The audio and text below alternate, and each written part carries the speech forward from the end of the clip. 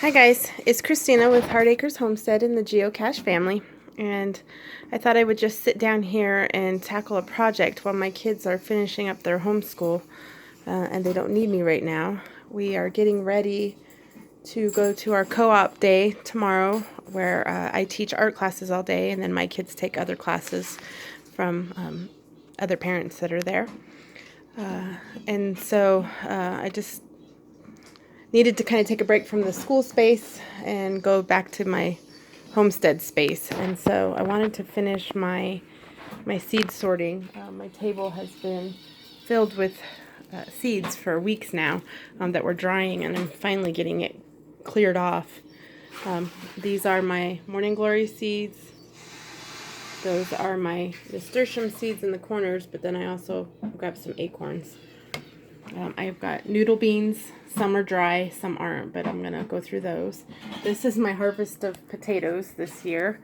Found out that the plants that I had mentioned in one of the previous videos that had the little flowers on it were indeed a weed, which I kind of thought. It was just weird. I've never seen potatoes flower up top like that and whatnot, and so I couldn't figure out what was happening.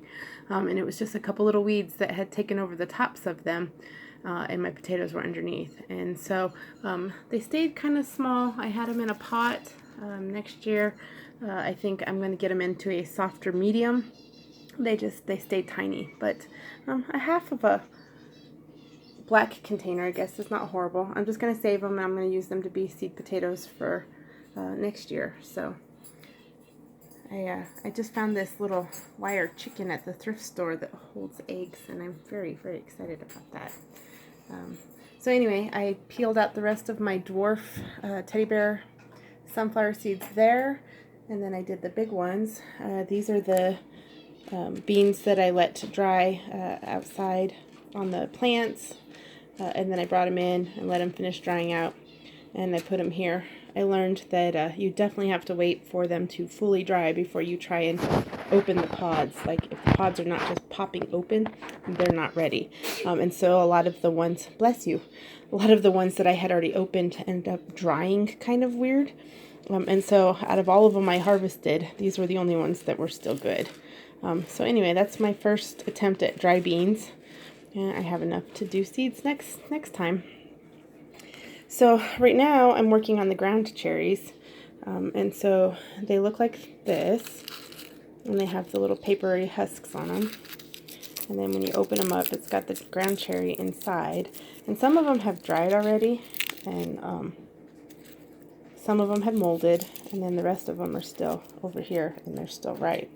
And so if it has this dry pod in the center, they're really easy to get the seeds out. I had researched a couple ways of getting the seeds out of these guys while they're still wet like this, and you kind of ferment them like you do tomato seeds, but it's working fairly well to just grab these little dried pods and just crack them open, and then the seeds just kind of fall out of them just like that. And so if you have both hands available and you can start moving them around, they just start falling out everywhere. Super tiny seeds. That was one of the reasons why the guy I was watching, I can't remember who it was, but he was saying, just to chop them up and let them float like you do tomato seeds, and then strain them out through a coffee filter or things like that. So anyway, I've got all these guys left to still go through, and I'm putting them into this bag up here. And then these guys, I'm going to go ahead and let them just continue drying. You can see the amount of seeds that are just in this little one right here. It's just kind of neat. So they're getting various stages of squishiness. Like this one, I can actually roll it around and you can see the seeds moving, kind of like a stress ball. So anyway, these ones are drying, and then the ones that are dry, I'm opening and sticking them in my little baggie. The noodle beans, which were these guys, they were drying out pretty good out there. I have, let's see, here's one that dried outside.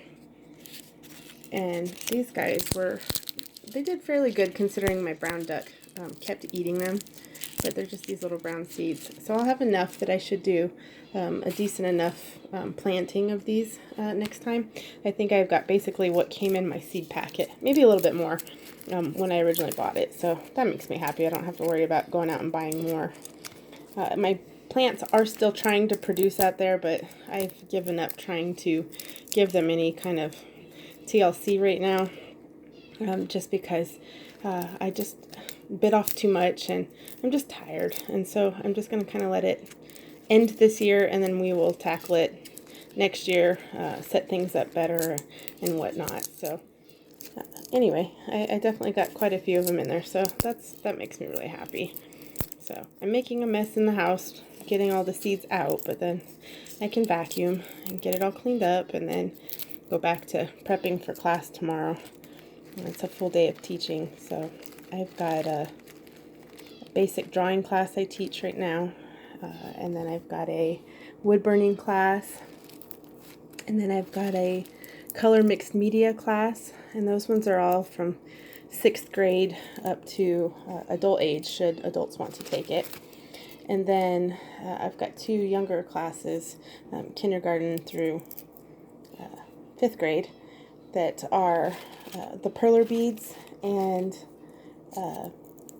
just a kids craft, where we just give the kids a different craft to do each week.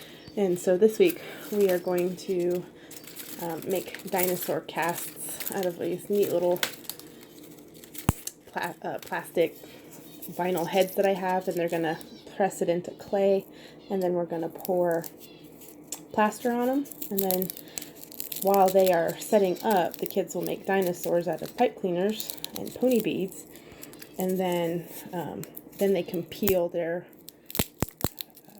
cast out of the little paper cups that they're in, and then they can use pastels to make it actually look like dirt and whatnot was on them. So I'm kind of excited about how this craft is going to go tomorrow. I think the kids are going to love it. So that's tomorrow, basically.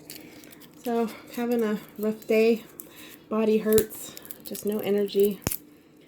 Had bad dreams all night. I don't know what's up with that. So I'm just moving through the day today. We all had a slow start. The kids are having a hard time focusing, and it's only week 2 of us starting our homeschool regime here, and so we're still not in the habit yet. So everything is just so much harder right now, but that's okay. We will get there, bit by bit, day by day.